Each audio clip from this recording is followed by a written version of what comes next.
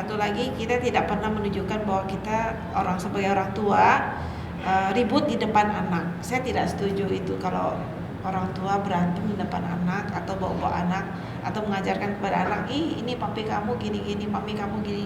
Menurut saya itu salah gitu loh. Dan pulihkan kami ya Tuhan.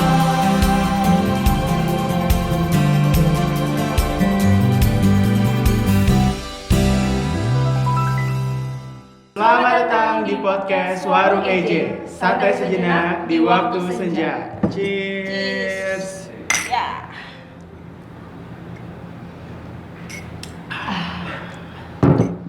Puji Tuhan, luar biasa sekali ya di hari ini. Walaupun cuaca sedikit tadi ada hujan-hujan, gerimis-gerimis ya.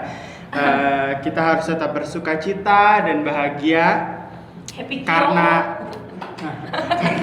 podcast EJ kembali lagi untuk menemani teman-teman pendengar podcast Warung EJ. Betul banget nih. Tema podcast kita pada hari ini, kita akan membahas sesuatu kisah yang sangat menarik. Tapi sebelum itu, untuk teman-teman di rumah, kita mau ingetin, jangan karena kita PPKM udah kendor, udah kembali normal, kalian ngelonggarin protokol kesehatan. Jangan ya teman-teman ya, kita harus tetap jaga protokol kesehatan. Dan juga buat teman-teman yang sedang sakit di rumah, ayo kita doa bersama untuk teman-teman di rumah diberikan kesembuhan agar bisa kembali ke aktivitas normal. Nah, teman-teman yang baru saja menjadi pendengar setia podcast Warung EJ, kami akan memperkenalkan diri dulu terlebih dahulu. Belum ada kenalkan, kita nih host baru nih. Oke. Pertama-tama saya akan memperkenalkan diri, saya adalah Karel. Halo semuanya, perkenalkan nama saya Jessica Vina atau JJ biasa dipanggil. Oke, kita akan bahas tentang kasih dari sudut pandang orang tua dengan narasumber yang luar biasa. Oke, tidak berlama-lama, kita langsung Spill saja aja. langsung Langsung saja spill. kita sebut nih namanya. Penasaran kan? Oke. Langsung saja ada Tante Tuti.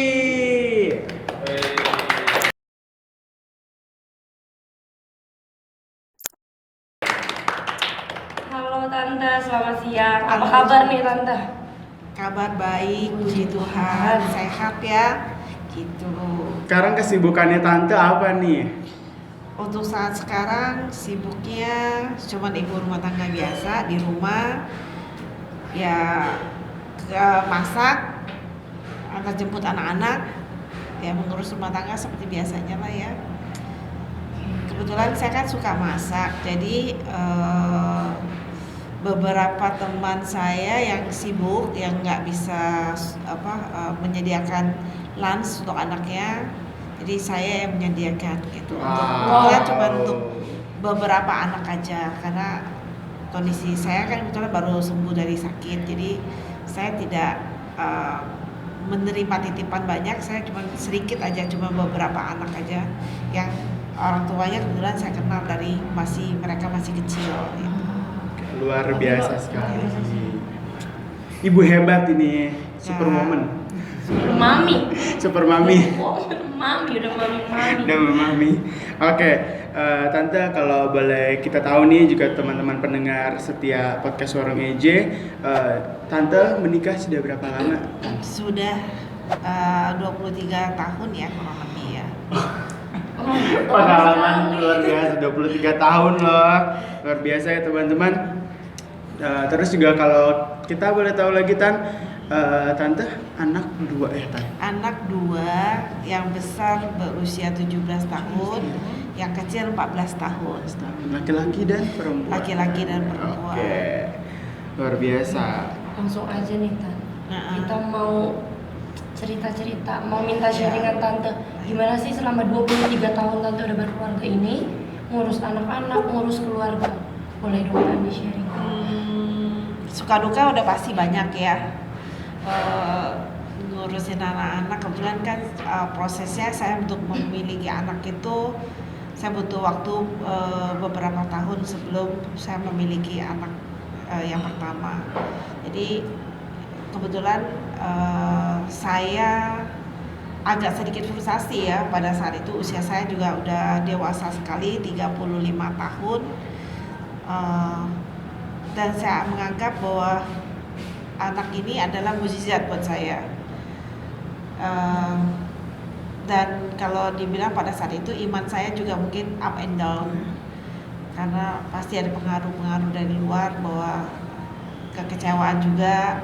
Jadi gimana ya, saya punya anak umur 35 tahun, otomatis saya sudah dewasa, mempersiapkan banget, tapi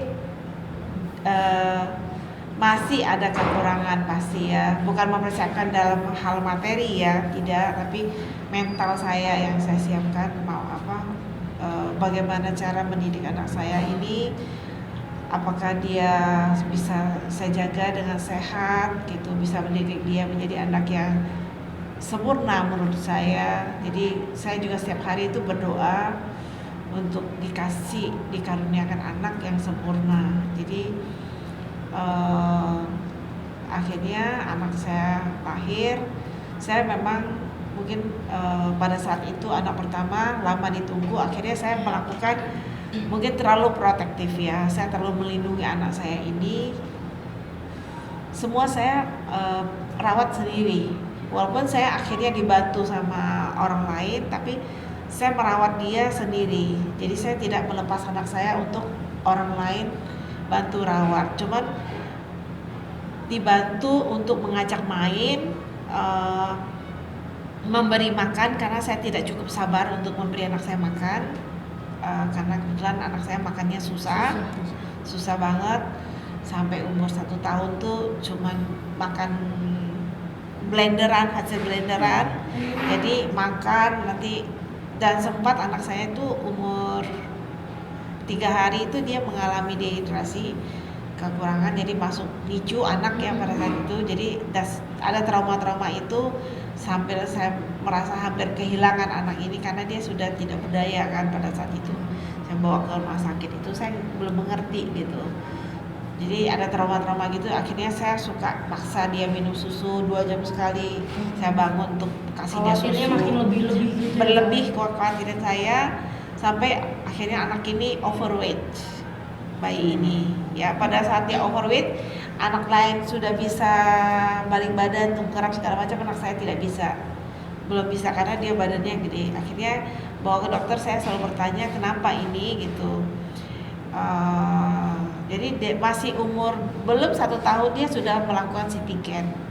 Anak saya udah di CT scan untuk mengetahui apakah ada kerusakan di otaknya, karena pada saat dia masih umur 3 hari itu dia dehidrasi, bilirubinnya tinggi sekali, sudah 21 berarti anak itu bisa kerusakan di saraf otak. Jadi ada kekhawatiran seperti itu motorik anak ini gitu loh. Jadi akhirnya dilakukan, untungnya tidak ada apa-apa, tidak ada problem apa-apa, saya tenang sedikit.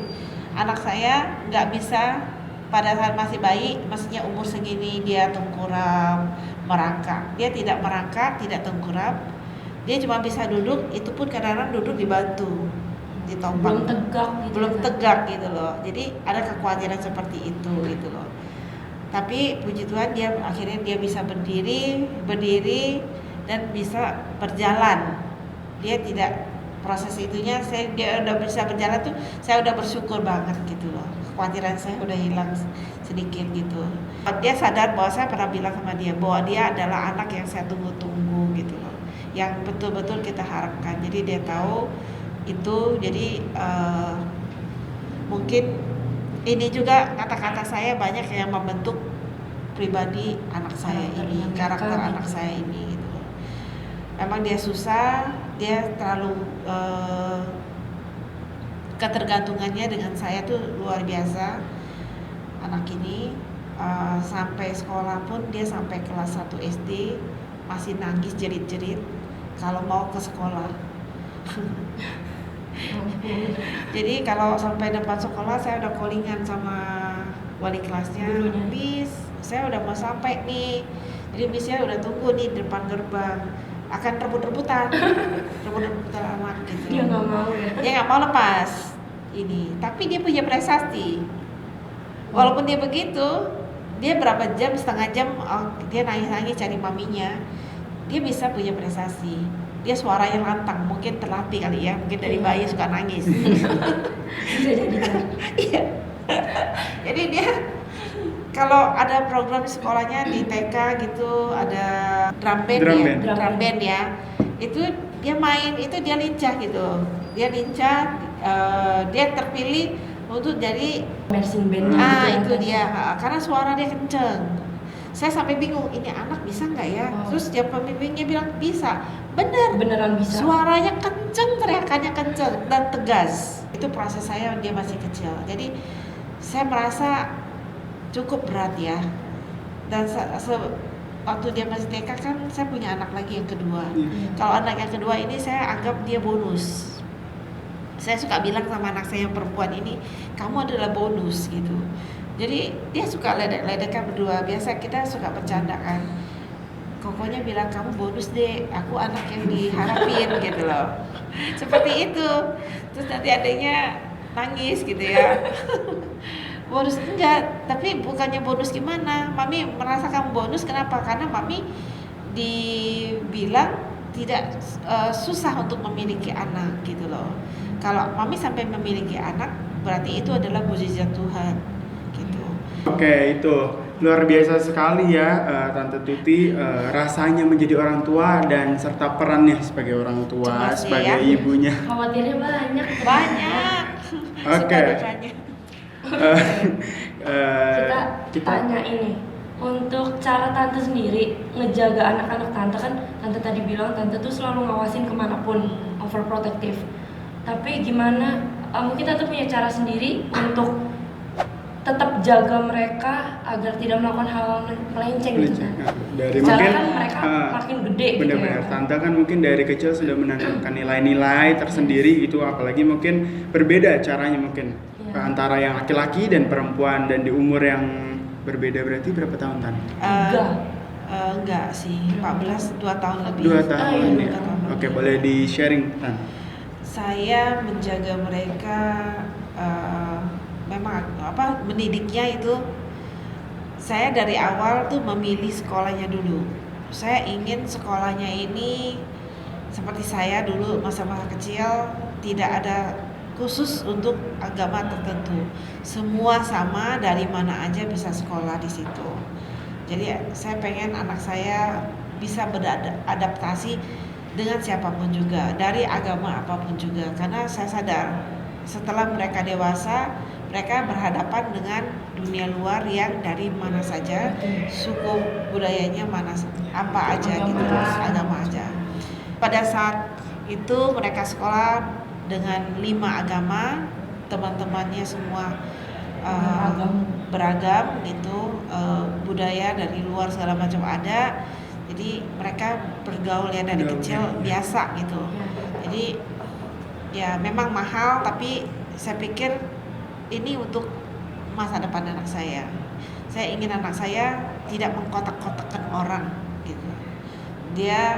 Saya selalu menekankan kedua anak saya, kamu boleh bergaul dengan siapapun juga, dari manapun juga, maupun mereka anak yang tidak bagus, tetapi kamu harus punya pendirian. Kamu harus punya sikap ya, tidak boleh mengikuti, tapi kamu bergaul dengan mereka. Karena kadang-kadang anak-anak itu kalau dijauhin, saya bilang kasihan, karena mereka otomatis akan tidak punya teman, apalagi anak-anak yang sedikit mungkin minoritas gitu, harus berteman dengan mereka. Jadi saya mendidik seperti hal-hal yang mudah seperti itu dulu, karena kalau tidak ditemanin kesian, apalagi anak-anak TK ya. Jadi membaur ya. Ya, membaur. Saya ajarkan bahwa oh ya ini anak dari mana keturunan mana, tapi itu semua adalah teman. Mereka juga baik dan butuh teman. Dan puji Tuhan anak saya tidak mengkotak-kotakan temannya sampai saat sekarang.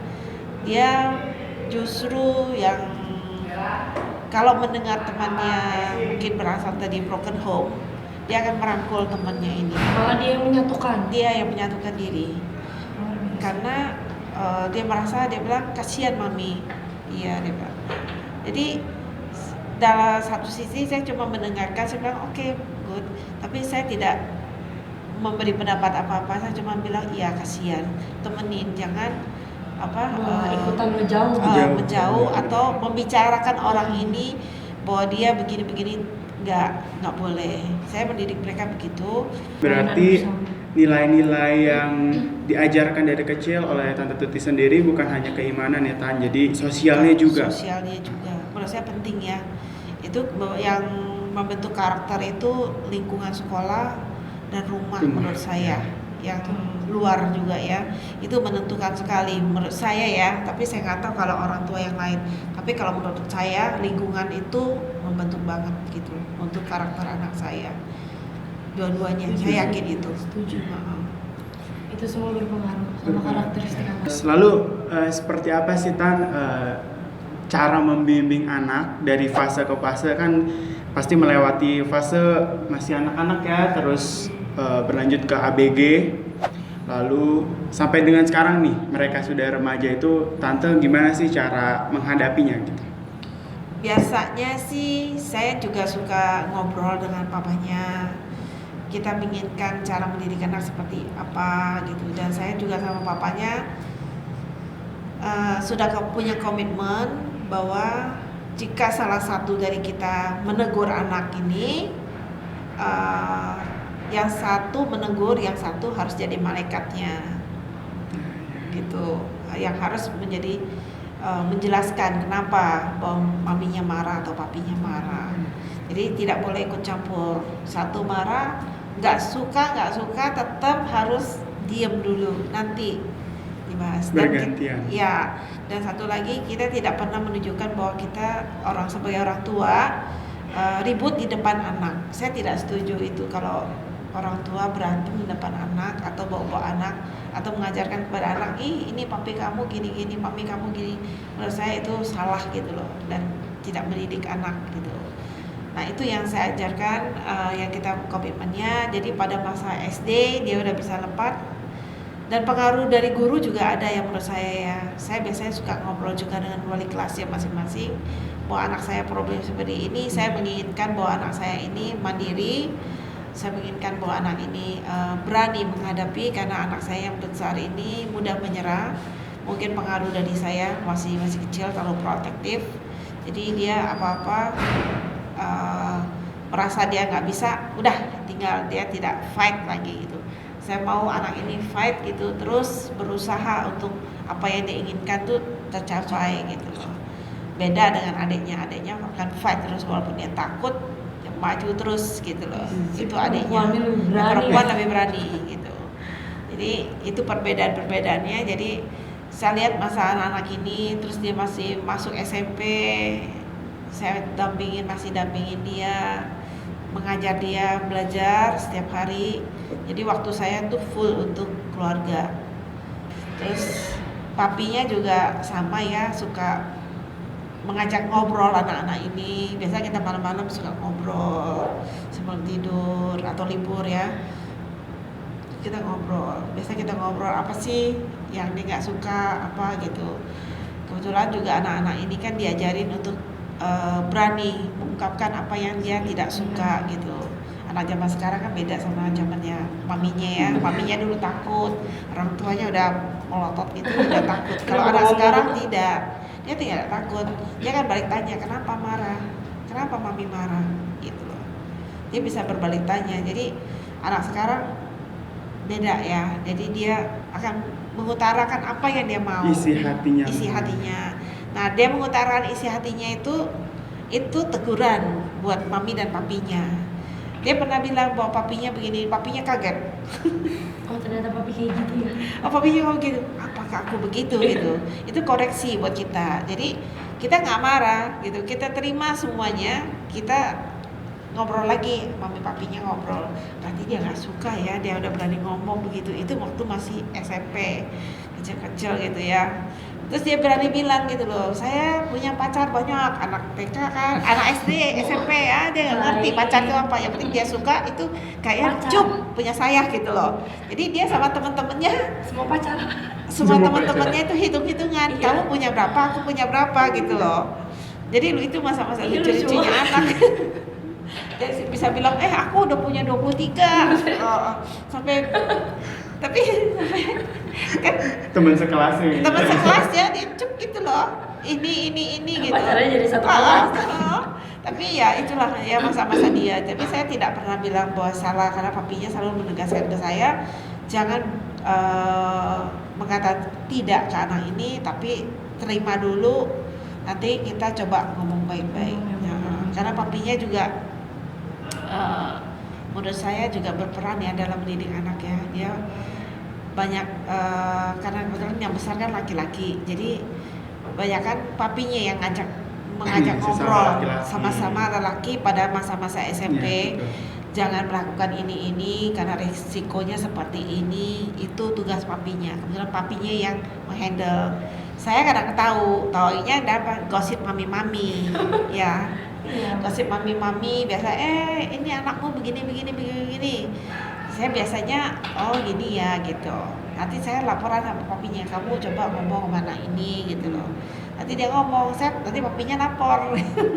Ya kayak gitu. Jadi anak ini berani berbicara. Dia berani berbicara dengan saya dan papinya. Dia bisa ngobrol apa aja, mau tentang cewek atau apa gitu. Yang perempuan ini enggak dikorek-korek gitu, mesti dikorek-korek dulu yang perempuan. Tapi dia suka curhat sama kokonya. Nah kokonya lebih dekat dikorek. ya. Nah kokonya yang laporan Lebih sama dekat sama papinya kokonya. bahwa anaknya begini gitu. Jadi di keluarga kita seperti itu. Jadi Luar biasa ya teman-teman. Parentingnya ini parentingnya bagus. Jadi Belum. poinnya itu Tapi bagus loh Tan. jadi Maksudnya karena quality time-nya itu terus cukup keterbukaan juga jadi saling mengerti gitu. Orang tua mengerti anak seperti apa, anak pun Anak jadi mengerti mengerti orang tua. orang tua keadaannya Iya. seperti apa. Lanjut nih Tan ke pertanyaan selanjutnya. Untuk Tante menghadapi fase-fase anak Tante khususnya ya, remaja saat ini dengan pemakaian gadget sih Tan. Apalagi sekarang sosmed bisa kita lihat ya keadaannya, walaupun ada yang bisa diambil positifnya ada tapi juga banyak yang negatif. sekarang kayaknya cenderung lebih negatif situasi gadget sosmed sekarang ini gitu. Gimana sih tanggapan Tante? Saya memperlakukan anak-anak ini, papinya juga mengajak dia berbicara tuh seperti orang dewasa. Jadi kita melakukan seperti teman. Bijaksana nih. Sebagai teman, bahwa plus minusnya gadget tuh apa gitu. Di gadget itu kalau mau lihat video porno banyak, kita ngomongnya udah belak-belakan karena kita menganggap kalian sudah dewasa ya, udah puber semua ya, jadi mereka mengerti. Jadi mau ambil, kalau mami larang pun juga percuma gitu loh. Kalian sekolah semua melalui gadget gitu ya, online gitu. Mau di laptop pun atau handphone semua sama ya, disediakan, ditawarkan Bisa kan, diakses gitu loh, nggak bisa dibatasin lagi gitu. Jadi saya cuma bilang gitu, itu hati nurani kalian bertanggung jawab juga sama Tuhan. Saya biasanya ngomong begitu sama anak-anak. Jadi percuma, mami dan papi tidak melarang, tapi kalau sampai ketahuan resiko tahu dong, tanggung sendiri. Maminya, papinya tahu, tapi udah dikasih tahu kan. Kalau saya sih biasanya gitu. Saya cuma bilang teguran cuma 3 kali. Teguran 3 kali. 1 kali ditegurin masih lolos, 2 kali oke, 3 kali nggak ada ampun. Surat peringatan. Kartu kuning. Biasa suka ngomong begitu. Saya ingat ini udah yang kedua kali nih gitu. Biasanya tuh kebanyakan untuk anak saya yang ini. Kebetulan tapi puji Tuhan anak saya tidak terlalu suka game. Game itu yang negatif. Tapi positifnya tahun ini ya saya lihat dari beberapa anak teman saya yang gila games itu mereka ada kompetisi melalui game sekolah, itu mereka menang ya, dan mereka menang. Tapi anak saya tidak suka karena dia kalau udah kalah tuh dia menyerah. Tadi saya bilang itu ya, kalau main kalah udah dia nyerah gitu loh, dia nggak suka. Dia lebih suka akhirnya ada game apa saya nggak tahu, itu berhubungan dengan anak-anak dari luar negeri, dari mana negara manapun ada, saya nggak tahu, dia bisa connect ke situ, akhirnya mereka ngobrol. positifnya itu mengobrol dengan menggunakan bahasa Inggris. Jadi saya anggap itu mempelajar berbicara dan juga menulis, dibantu kan dari teman-teman dari luar itu.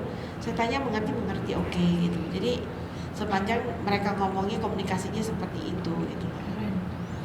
Gitu. Nah kalau yang perempuan dia nggak suka game juga, dia lebih suka YouTube. Nah YouTube-nya ini yang agak parah, Kencang. gitu. Tapi kan dia kan ada batasnya YouTube-nya kan, kotaknya kan. Mentok habis kan dia udah nggak bisa. Nggak bisa ngapa-ngapain. Iya. Karena dia juga harus jaga. Saya batas limitnya kan ada. Oke, mami kasih kamu 1 bulan kotanya segini. Itu untuk pelajaran loh. Kalau habis tanggung jawab sendiri. Karena dihitung itu harus cukup 1 bulan. Nah itu. Jadi dia juga kalau dia udah mau habis, ya udah. Walaupun dibantu dengan wifi di rumah, tetap kan YouTube-nya kota dia butuh untuk di sekolah. Nggak bisa mengandalkan wifi kan. Jadi pintar-pintar dia orang mengelola sendiri deh dengan kota yang dia punya. Seperti itu. Kalau untuk hal-hal yang ini ya saya serahkan sama Tuhan deh. Yang penting saya udah bilang jangan seperti ini, atau seperti anak sekarang kan pacaran ya. Anak-anak cewek kan berani juga ya sekarang ya. Ngeri juga, saya juga sempat gitu. Waktu dia bilang dia suka si A, oke, saya nggak tegur, cuman dia bilang mau pergi jalan-jalan nih sama si A, oke, saya nggak larang, cuma saya bilang kamu harus ingat uang jajan kamu terbatas. Kalau kamu bilang bahwa kamu punya ini punya itu, kamu punya nggak, mampu nggak gitu loh di segi keuangan gitu. Jadi anak ini juga kan harus bisa mengatur sendiri, memanage dia sendiri gitu. Dia bilang oh ya saya nggak mampu nih, enggak gitu. Dan dia tahu saya kan bisa bilang tidak boleh gitu atau apa gitu. Biasanya mereka masih nurut sih. Tapi bukan berarti mereka nggak pernah hangout, nggak, hangout juga dengan teman-temannya. Kan mereka butuh bergaul ya, berteman gitu. Jadi tetap boleh aja. Jadi tante dikasih kebebasan tapi harus ada batasannya. Iya, harus ada batasnya gitu. Kepercayaan lah. Kepercayaan. Saya Jadi, bilang sih kepercayaan. Mereka belajar juga pegang kepercayaan ibu bapaknya kan gitu. Iya, kan pelan-pelan kan harus dilepas. Tahun depan kan harus dilepas. Mandiri. Iya. Udah Saya di rumah suruh dia cuci loh, ngepel loh. Baik. Nextnya aku mau nanya nih Tan, pesan-pesan untuk orang tua baru atau enggak orang tua yang sudah bertahun-tahun gimana ya, ngebimbing anak-anaknya. Mungkin dari Tante sendiri ada pesan-pesan khusus untuk mereka? Boleh Tante. Saya rasa saya sebenarnya sih belum menjadi contoh yang baik banget gitu ya untuk jadi orang tua. Tapi saya cuma bilang kalau untuk orang-orang tua yang baru, jangan terlalu protektif, terlalu melindungi anak ini. Anak itu harus explore ya, dia juga harus membangun kepercayaan diri dia sendiri. Mungkin kalau kita terlalu melindungi kan anak ini, jadi kepercayaan dirinya berkurang gitu. Mungkin kita pikir itu baik, tapi belum tentu baik untuk anak itu sendiri setelah mereka lebih besar gitu. Kalau untuk anak-anak remaja sekarang sih menurut saya yang terpenting adalah lingkungan ya. Lingkungan, bukan materi. Materi butuh, tapi yang lebih dibutuhkan tuh adalah lingkungan sekolah, rumah, terus juga kita harus memberi contoh kan anak gimana pun juga yang pertama kali itu idolanya itu orang tua. Jadi orang tuanya itu yang harus memberi contoh, bersikap, memutuskan segala macam, terus menunjukkan kasih sayang gitu. Menunjukkan kasih sayang kan bukan berarti harus memberi benda ya, tapi mungkin dengan kata-kata, dengan pelukan, bercanda atau segala macam gitu. Saya pribadi, saya orang yang keras. Saya tahu saya tidak sempurna, tapi saya mengakui banyak hal yang saya lakukan salah, keputusan-keputusan yang dulu yang salah, tapi saya berusaha memperbaiki itu. Jadi maksudnya kita harus jadi orang tua tuh harus berani mengakui kita salah. bahwa kita mau memperbaiki, menjaga anak-anak itu jangan sampai terjadi luka batin. Terus juga cukup care lah ya untuk apa yang anak itu rasain gitu loh. Misalnya seperti di sekolah seperti apa, teman-teman dia gitu loh. Biasanya kita walaupun tidak menunjukkan bahwa kita setuju, tapi yang paling tidak kita mendengarkan gitu apa yang mau dia anak-anak itu sampaikan. Itu sih kalau menurut saya. Wah, akhirnya kita selesai sesi sharing yang luar biasa ya. Speechless iya, unexpected iya, terus amazed juga iya sama tante. Jadi cerita-cerita tante luar biasa banget. Pengalaman pelajarannya banyak banget untuk orang tua, untuk anak-anak. Pelajaran kita dapat hari ini banyak banget teman-teman ya. Salut. Oke, kita mau ngucapin terima kasih dulu buat tante udah mau sharing pengalaman yang banyak tadi. Sama-sama. Iya. Terus terakhir kali ya, menutupi podcast, tante ada ayat emas nggak nih Tan? Ayat emasnya. Yang menjadi pegangan tante. Iya. Ayat emasnya, hormatilah ayahmu dan ibumu supaya lanjut umurmu di tanah yang diberikan Tuhan Allahmu kepadamu. Dari Keluaran 20 ayat 12. Oke, itu menjadi pegangan tante ya. Iya, menurut saya dengan anak menghormati orang tuanya, otomatis doa orang tua itu selalu ada untuk anak itu. Jadi hidup anak itu pun paling tidak mungkin akan lebih terlindungi ya, selain Terjamin. lebih terarah, dia tidak menyimpang dan dengan arahan seperti itu juga, dengan perlindungan Tuhan juga, paling tidak anak ini selamat dan mungkin bisa suatu saat melayani Tuhan dengan caranya sendiri gitu. Seperti itu. Speechless dari tadi. Luar biasa banget Tan.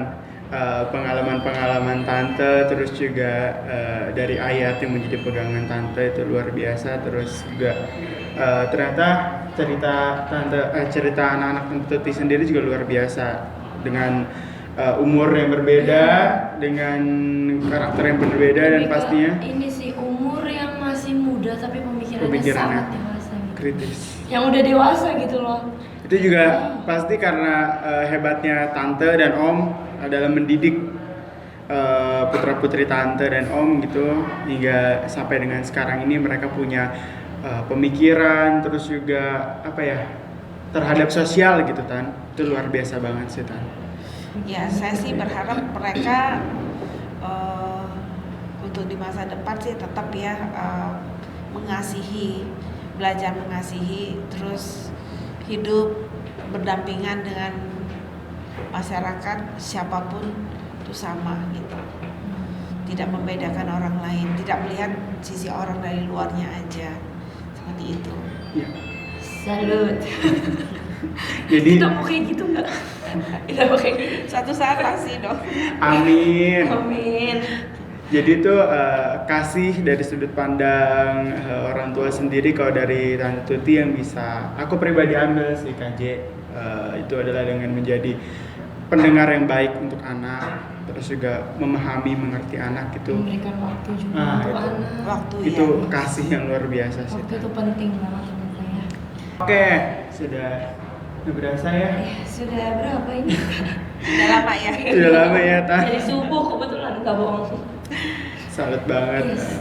Kita mau ngucapin terima kasih untuk waktunya, bersedia Tante Tuti Udah hadir sharing ya, luar benar. biasa hari ini. Semoga jadi berkat buat semuanya. Amin. Kan semua masih muda ya. Nanti mengalami jadi ibu dan Mami. bapak. Nah, itu dia teman-teman keseruan podcast kita pada hari ini. Oke, buat teman-teman yang mau kita membahas topik lain, Topik-topik baru yang hangat. jangan sungkan untuk komen di bawah. Jangan lupa untuk like, comment, and subscribe. Kalau mau kita bahas topik yang macem-macem, calling aja produser kita, nggak apa-apa. Jangan lupa nonton episode 1 sampai 12. Kita ini udah 13. 13. Tontonin dulu sebelum-sebelumnya, oke? Jangan lupa di-share juga ke all sosmed kalian. Betul. Biar kita tuh makin banyak yang nonton gitu loh. Biar kita makin berkembang. Makin beken. Makin beken ya. Makin cuan. Gak bohong. Itu dikat aja ya. Bukan cuan kali, makin melayani dengan Iya. podcast. Ya pasti itu. Oke, sebagai penutup, kami dari tim Emmaus Journey, saya JJ dan rekan saya Karel. dan juga guest kita hari ini ada Tante Tuti. Kita mau pamit undur diri, kita mau berterima kasih untuk teman-teman semua yang dari awal sampai akhir podcast ini mendengarkan full.